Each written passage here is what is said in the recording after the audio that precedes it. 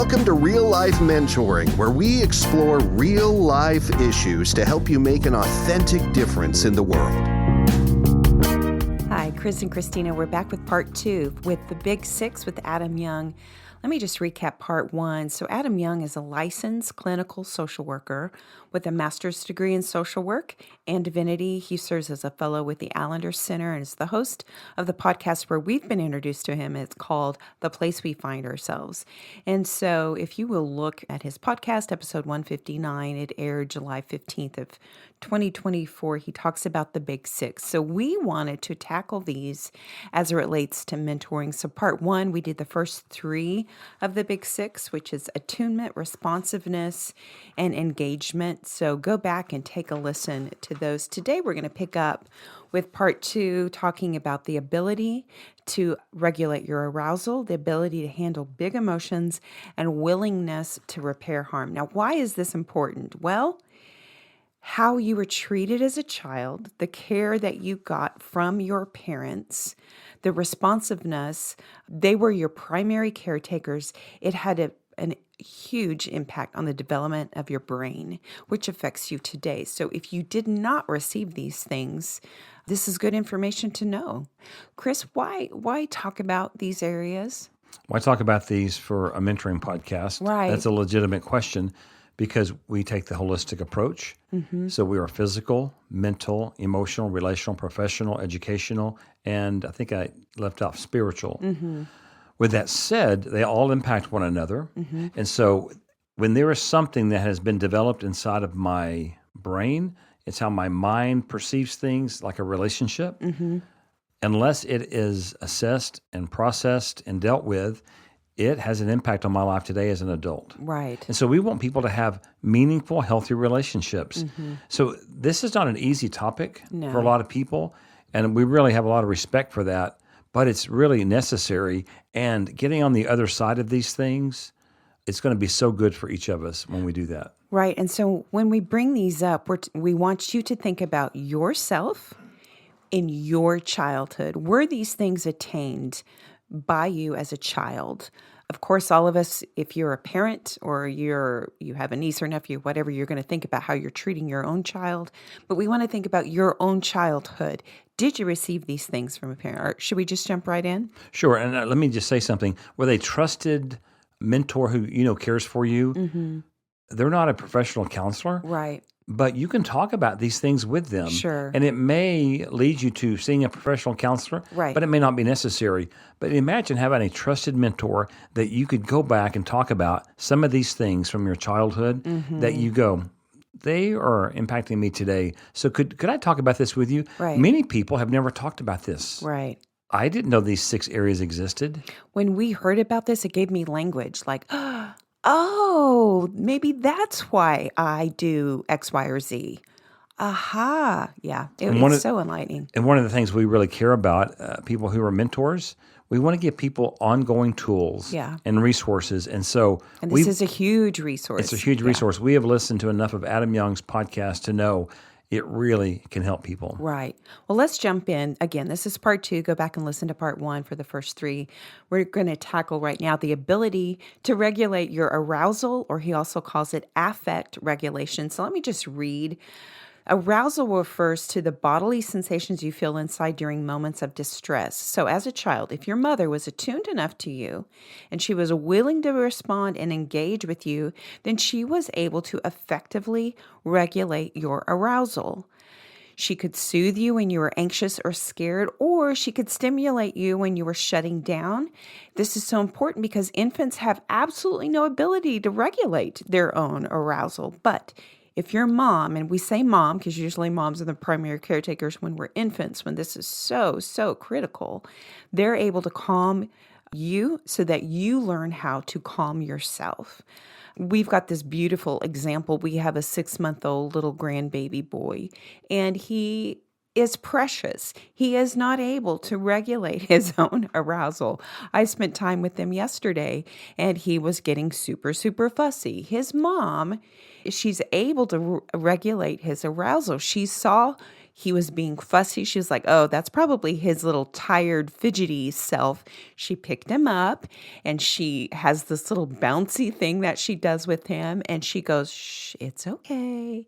It's okay. What she's doing is help his brain go, oh, when I'm freaking out, when I'm uncomfortable, I can be soothed, and therefore he'll learn how to soothe himself. That's exactly what it's talking about. To soothe himself. Right. One of the statements here, it says, and stimulate you when you were shutting down. Okay. Yeah. I thought about myself as a young adult, or even when I was much younger in class, and I didn't understand something, and this fear would overtake, and my brain started shutting down.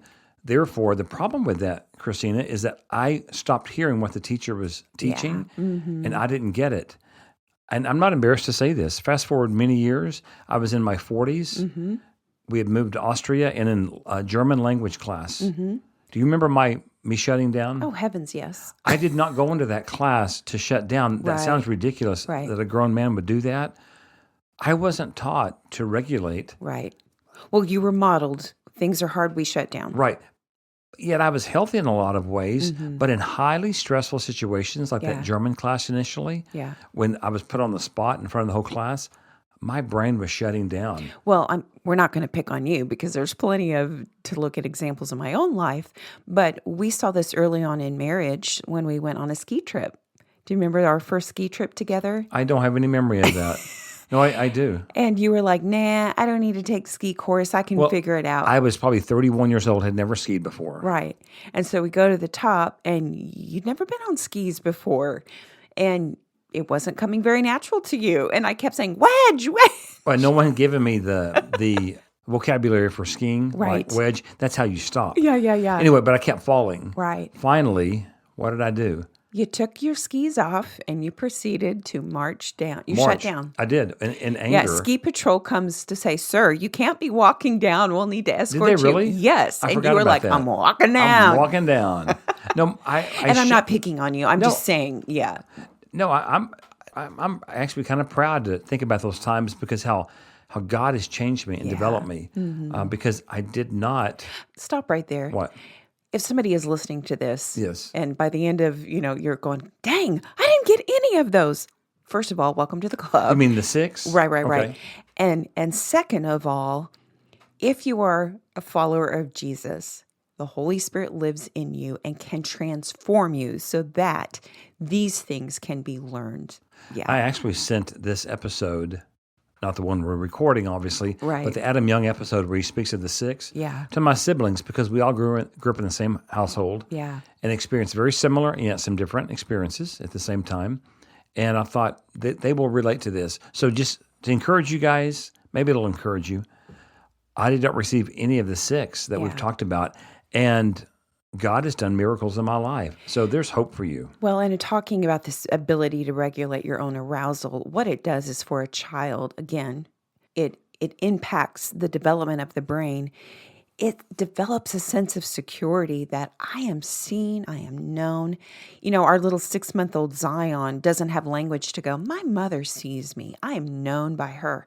But because she's very aware of his arousal and knows when to stimulate him and when to let him be soothed or whatever, she's building in his brain good mechanics for him to be able to be a healthy adult and do that for himself. So if you didn't get that, that's what it's called, the ability to regulate arousal to your affect regulation. Let's move on to the 5th one. The ability to handle your big emotions. So what does this look like? Well, did your parents welcome your anger, sadness, and fear as a child? You should have been able to be free to express negative emotions, to cry, to rage, or to be quiet. You needed to know that deep down, your emotions were accepted and allowed. Wow. This, I think about so many examples where this was not the case. Not the case for what? For me. Okay. I was a very shy child. The few times that I tried to exercise a voice and it was shut down and not received, my inner mantra was, you don't share these emotions. they're not safe. And as a 56-year-old woman, sometimes with you, we recently had a situation. I was like, I need to tell you what I did. I got hacked on Facebook. I mean, Okay. I got not hacked. I got What do you call it? scammed. I got scammed on Scammed. Facebook. And instantly I was a little bit in my brain transported to, I'm never in trouble. I'm in trouble. I did something wrong. The hammer's going to fall. But I went to you and it's like, okay, I just need to fess up. I got scammed. Anyway, that makes a big difference. If you were able, I was that kid. I remember distinctly, I was probably 7 years old. I wanted to go into a shoe store with my mom. She said no. And I yelled from the back seat, I hate you. You actually did that. I Just not did. going to the store. Yeah, big emotions for this little 7-year-old body centered around shoes. It probably had nothing to do with shoes. It probably I wanted to be with my mom and experience something. However, that's a whole other story. It was not received well, to say the least. Anyway. Well, let me interject something here. We were newly engaged. I think it was the day, I don't know, a day we were actually got engaged. Yeah. And we were at your townhouse, and so the bedrooms are upstairs. Right. And your parents were with us. We all had gone upstairs, I don't know why, to your bedroom to look at something. Yeah. And we're all walking back down, and you're first going down the steps. Yeah. Then I'm right behind you. Right. And then your parents. Yeah. I'm thinking everything's good. All of a sudden, you collapse. You fall and sit down on one of the steps and begin to sob. Yeah. And I thought, what is going on here? And I said, oh, what's wrong? And your What's dad, wrong with your dad you? said, she doesn't feel good. And I thought, am I in the twilight zone? So I share that example. Did you know how to handle your emotions at age 22 or 3? No, and what's interesting, when I had big emotions, the excuse was, I'm sorry I cried. I'm sorry which I didn't express very well. I just don't feel good. If other emotions were, people didn't feel good when they shared their emotions, that was the excuse. And so if you coupled with, okay, I had this emotional outrage, but I'm sorry I didn't feel good. Which is actually not true. Which is not true at all. I mean, yes, we don't feel good. Sometimes we're emotional. So what happens when parents don't do this? It really results in a couple of things. It could result in a suck it in attitude and don't share your emotions. Suck it up and your emotions aren't good. Your emotions are bad. For me, it was hard to express true emotions in relationships because I didn't feel confident that the person would stick around if I shared a big emotion. So parents have to be confident and healthy for children to just get it all out. That is okay. So let's say you're an adult and you're in a mentoring relationship. Right. And you listen to this episode or you do reading on this, you realize, wow, I was not taught to handle my big emotions well. Yeah. It's okay. You can learn. But it's interesting, what happens when we're on the job. If we let our big emotions out on the job, Yeah. We'll get probably fired. get fired, okay? Or they'll think you are mental. Right. If you do it in a grocery store, shopping, Yeah. You'll get arrested. there's a problem with that. You do it at church. We don't do that at church. We're all good. Yeah. But where do you do this? Yeah. In the home. In the home. Can you imagine a young couple getting married and they've not seen one another, Sharing not knowing big how to emotions. handle their big emotions? Yeah. And they're at home and it will come out. I can see where people almost feel devastated going, what has happened? Well, what's happened, it was handed to you many years before. Right. And now it's being shown to a new person in your life who's really important to you. Right. Yeah, so much there to cover, but let's go on to the final one, the willingness to repair harm. Oh my goodness, this is a good one. So no parent gets it right. Every parent is going to make mistake. And what I really appreciate about this portion that he talks about, let me just read exactly what he says. Parents are going to get stressed out.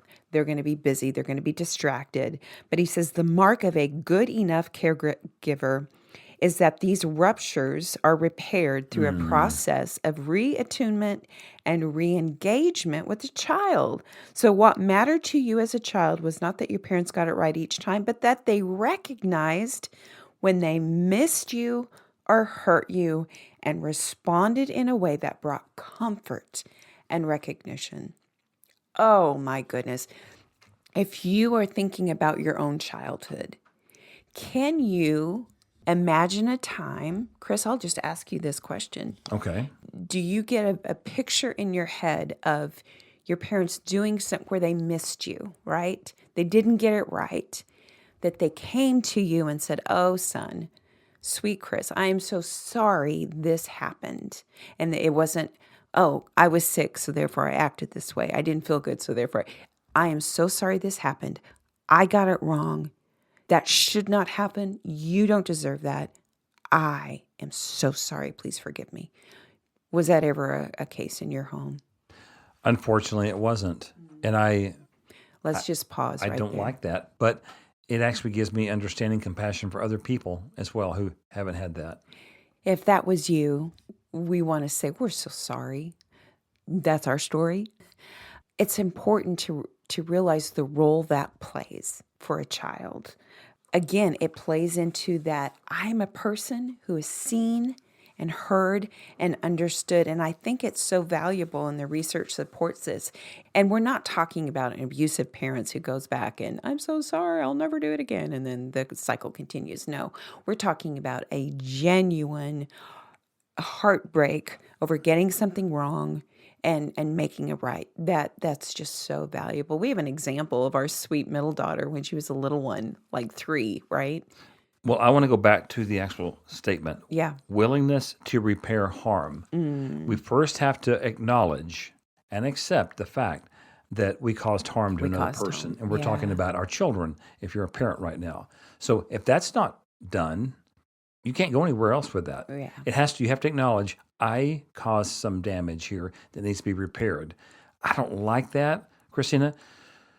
You and I caused some damage with raising our girls. Mm-hmm. I can't think of an example right now, but I promise you, if I took some time to think about it and then talk to them today, we would come up with some examples. We'll have to ask them. But I believe when we blew it, we caused harm, we made it right. Let me insert this. I don't think it's ever too late. All of our daughters are adults. I have had instances, especially with our first daughter, our oldest, where I remembered something and have gone back years later to say, and yeah, it's just never too late to be specific, to be heartfelt, to repair that damage, the willingness to repair. Just so the example you mentioned earlier, our middle daughter was 3 years old, middle child, and she's a deep processor, even as a little girl. Super tender. Yeah, very tender, did not express herself verbally as much as the other two. And we didn't use the word shut up in our house. That's something that was unacceptable. It was said, I think, growing up in my house, and it feels degrading to me. So we had decided early on, that's not what we're going to do in this house. So it was never said. So unfortunately, one day I was stressed. I said, well, is that the reason I did it? I was stressed and I did it. So our 3-year-old walks into the room and she's trying to talk to me. And finally I looked at her, I said, Parker, be quiet. Finally, she just kept going. I said, Parker, shut up. And that little 3-year-old, completely quiet, if I remember correctly, huge tears start rolling down her face. And I felt horrible. And she lowered her little head. She was tiny at this point, which made it worse for me. And she said, Dad, why do you say those mean words to me? Oh. A 3-year-old knew that is not acceptable. You don't treat someone that way because we had taught her that. Sure. It crushed her soul. And now I could have said, oh my goodness, get over it. Right. I've only said shut up one time in your life. You're 3 years old. I would have done major damage. Thank goodness I had enough maturity at that point to look at her and go, I need to pay attention. Would that be ability to regulate her affect? Sure, but also your willingness to repair harm. Yeah, you're right. So she had this big emotion that I brought on, okay? Anyway, so I knelt down and hugged her. I said, oh, Parker, I am so sorry. Would you please forgive me? And she forgave me. But that still resonates with me. Yeah, it still makes us sad. It does. It's interesting. I imagine hurting the soul of another person who you care about. Yeah. Why would we not want to make it right? Yeah. So the point in all of this is not to look at our childhoods and go, oh, I didn't get any of this, poor me, poor me. But when we are able to see into our past, to make some aha moments, to go, this explains a lot to me, then we can do the hard work of healing from that. So I want to just read a last statement that Adam Young actually makes. If you go to his website, you can get free resources. The Big Six is one of the free resources that you could get, but he makes this comment. If your parents were attuned to you, responsive to your needs, engaged with your heart, able to regulate your arousal, and strong enough to handle your negative emotions, and they were willing to repair when they messed up, then the result was a secure attachment. If your relationship with your parents was not marked by these things, then you likely developed an insecure attachment. And when you come to that realization, then you can gain tools to get healing from that. It just makes a huge difference when you realize, I'm acting this way because of an insecure attachment from my childhood. Anything else on that? Just that we are just barely covering the surface of this, guys. Yeah. We encourage you. The purpose of these past 2 episodes on this topic is for you to go to Adam Young's, not website, but his podcast. Mm-hmm. I think it's number 159. Yeah. And listen to this, because as an expert, he has great detail to help you understand this better for yourself. Right.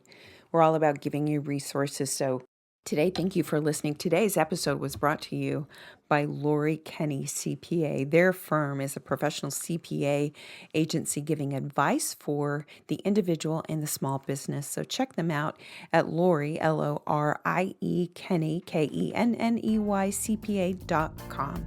As always, thank you for listening. If this has been helpful to you, like, subscribe, and if you'd like to give financially, if you'd like to donate to go to the production of future podcasts like this, just go to our website at FahrenheitMentoring.org.